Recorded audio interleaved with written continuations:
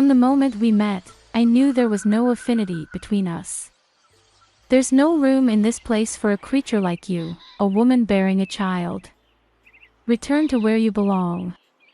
On the day of my brother's wedding, my sister-in-law unleashed a torrent of insults upon me. It was meant to be a joyous occasion, one where I yearned to share in happiness, yet her words cut deep. Unable to endure such treatment any longer, I made the difficult decision to abstain from attending the ceremony. My name is Clarissa H. I juggle part-time employment with managing household duties. 3 years ago, I married my husband, Nathaniel, who is 2 years my senior. He works as a buyer and salesperson at a major department store. Nathaniel's fresh appearance contributes to his strong sales performance. Having always wanted children, we went through fertility treatments and were overjoyed when we finally conceived our first child. I was especially thrilled to have a child with a man I love, and I couldn't wait to share the news with him. When I told Nathaniel, he was ecstatic. "Nathaniel, it looks like we've been truly blessed." "Really? Does that mean?" "Yes, it's really happening. We're going to have a baby." "Seriously?" I'm so overwhelmed with joy, I can't stop crying. My husband's tears mirrored my own as he expressed his gratitude, embracing me tightly. From that moment on, we eagerly anticipated the arrival of our little one, each day filled with excitement and expectation. But there was someone else eagerly awaiting the birth, my brother, Thomas, 4 years my senior. Thomas has cherished me since childhood, a bond that remains unbreakable even as adults. He was aware of our struggles with infertility, so when I shared the news of my pregnancy, his joy matched that of my husband's, tears included. I've heard that our mother back home was so thrilled by the news that she was left utterly speechless. Whether it was my marriage or now my pregnancy, my brother has always wanted the best for me. I hold my brother in the same high regard. 2 months into my pregnancy, my brother reached out to speak with me. "What did you want to talk about, Thomas?" I asked directly, noticing his hesitant demeanor. He scratched his head nervously and replied, "Well, I'm getting married." "Married? Really, Thomas?" My brother attended an all-boys school for middle and high school, then studied at a male-dominated science department at university. The fact that he might have a girlfriend had never crossed my mind. Despite our parents' suggestions for arranged meetings to set him up with a woman, he always declined. I think he's quite handsome, but his reserved nature in the past may have limited his chances with women. So, hearing that he's getting married now is a shock I can't hide. "I imagine this is a surprise," he said. "I know it seems sudden." "Definitely. So, who's the lucky woman?" I asked. "She's 3 years younger than me, so just 1 year older than you, Clarissa. Her name is Vivian, and we met through work." "Really? What's her connection to your job?" "Well, she's the daughter of the president of one of our business partners." "The president's daughter? That's incredible. It sounds like something straight out of a movie," I gasped in astonishment. My brother chuckled. "You're making a big deal out of this. Even though she comes from such a background, she's putting in the work at her father's company. We're both getting older and thought it was the right time to take this step." Seeing my brother so earnest about his future warmed my heart. He, who has always hoped for my happiness, had finally found someone special to share his life with. The thought made me feel as if I were celebrating my own good fortune. A month later, my brother introduced his fiancée to us in our apartment. "Nice to meet you. I'm Vivian, your brother's fiancée," she said. Vivian exuded elegance and sophistication, clearly embodying the image of a career-driven woman. Observing her poised demeanor, I couldn't help but feel like we came from entirely different worlds. "Nice to meet you, Vivian. I'm Clarissa, the younger sister," I greeted her. "Ah, the little sister," she responded, casting a quick glance over me. For a moment, it felt as though her gaze pierced right through me, though I brushed it off as mere imagination. Yet it soon became apparent that my intuition was accurate. Throughout our interaction, she directed minimal attention toward me, instead focusing her conversation on my husband, Nathaniel. "Your work as a salesperson at that esteemed department store is truly impressive," she remarked, engaging him in conversation. Caught off guard, my husband responded awkwardly, "Oh, well, thank you. I haven't had the chance to shop recently. Would you mind recommending something suitable for me next time I visit?" she inquired, her attention firmly fixed on him. "Of course, thank you. We'll be looking forward to your visit," he replied. It was evident that Vivian treated my husband and me differently. It seemed she might be trying to flirt with my husband. Still, I didn't want to dampen the mood, especially since my brother had chosen her as his partner. Just as my brother wished for my happiness, I wanted him to find joy as well. I couldn't let something as minor as her distant demeanor towards me affect my brother's happiness. Despite my concerns, I kept quiet. From then on, Vivian started frequenting the department store where my husband works. One day, my husband came home and let out a sigh of frustration. "Vivian stopped by my section again today." "Again?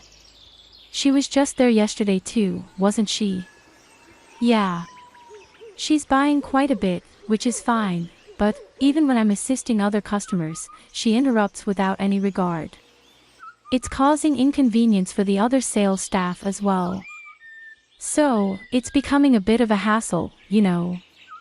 That does sound challenging. According to my husband, each time she visits, Vivian makes purchases worth thousands of dollars.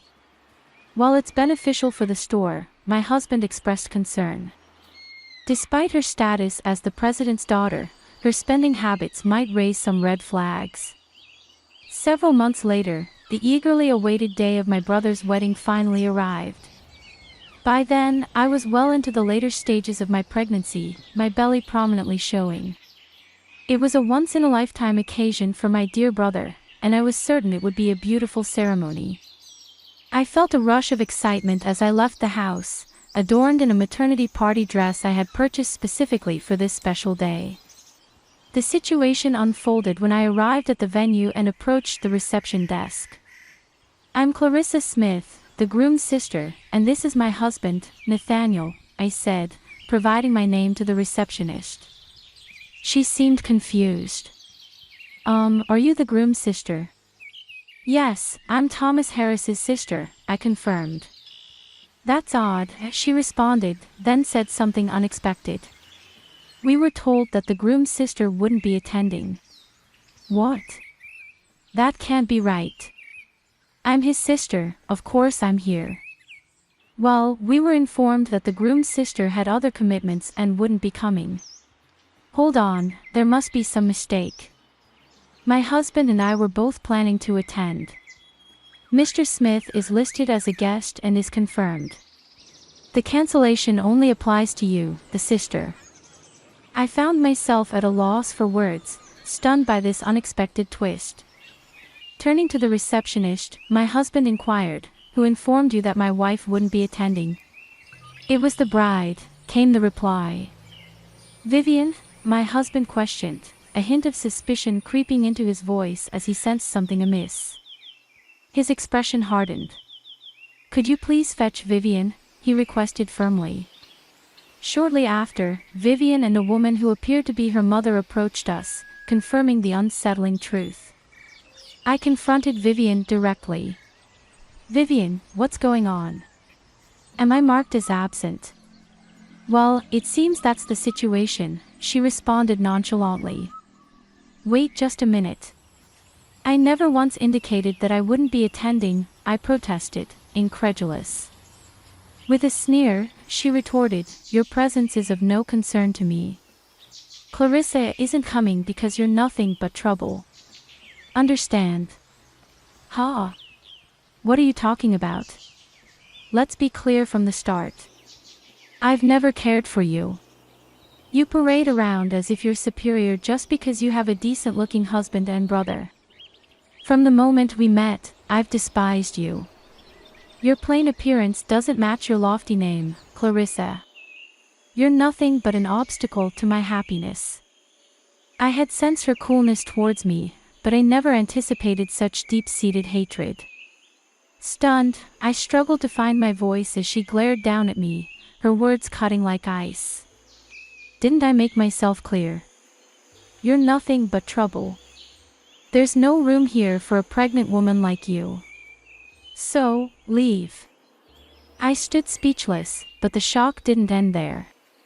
To my astonishment, even her mother began spewing venomous words that I found hard to believe.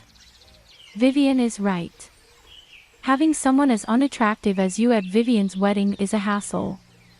It's unfortunate enough for Vivian to be associated with you. Vivian turned to me, my face pale, and continued, leave now. You're just getting in the way. You're an eyesore, an ugly pregnant woman. In that moment, the anger I had been suppressing surged within me. Just as I was about to respond, my husband intervened. How dare you speak to my wife like that? I never imagined Vivian could be so disrespectful, Nathaniel exclaimed. Let's go home, Nathaniel. It's not worth it, I said. Are you sure? I don't want to stay here any longer. Let's go, I insisted, tugging my husband's arm as we made our exit from the venue. Good riddance, came the parting shot from Vivian and her mother, their insults trailing behind us. A few hours later, my brother hurried to our home, his expression weighted with regret. Clarissa, Nathaniel, I'm truly sorry for Vivian's behavior, he apologized. It's not your fault, Thomas. How did the rest of the wedding unfold? I inquired. I decided to ask the guests to leave midway through. I couldn't bear to continue the ceremony after what happened to my dear sister. That was a wise decision. But why does Vivian harbor such animosity towards me? I was taken aback when I heard what happened too, my brother responded, unsure of where he was going with this. Then, in a hushed tone, he continued, it appears Vivian has been jealous of you, Clarissa. Jealous? We've always been close as siblings. Why would that be a problem? Well, Nathaniel is quite attractive, and seeing you so happy and expecting a child seemed to bother her. Why would that be a problem? I repeated, incredulous. She was making extravagant purchases at my husband's department store because she finds him attractive. I was speechless at the absurdity of it all. Though my brother seemed concerned, he went on with the story. Vivian was upset that your pregnancy would draw more attention to you than to her on her wedding day. She couldn't bear the thought of guests coming up to you and asking questions like, how far along are you, or telling you, you look so happy. I can't believe she would react that way over such a trivial matter.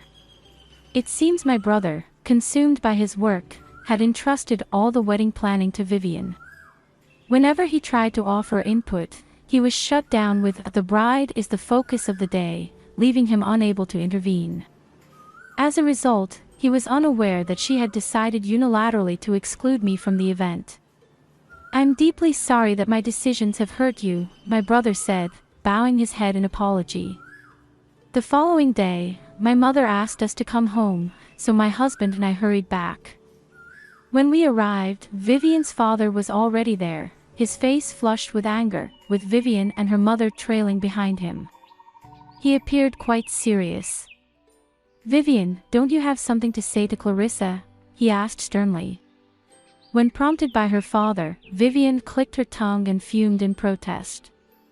Why should I apologize? I was the center of attention at the wedding. When will you stop this nonsense? Her father demanded. Her mother quickly backed her up, agreeing with Vivian's outburst. Exactly. There's no reason for Vivian to apologize. It's all this woman's fault. Both Vivian and her mother openly expressed their displeasure, showing no signs of remorse.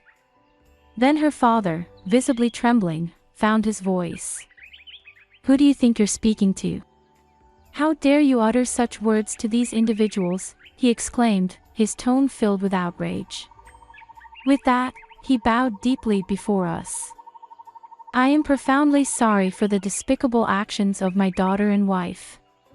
Please, I implore you, find it in your hearts to forgive us for this grievous incident.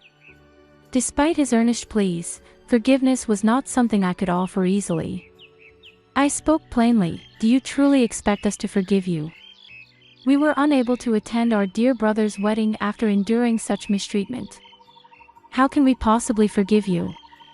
But if you don't forgive us, it will cause significant trouble for our company, Vivian's father interjected, revealing his true motives behind the apology.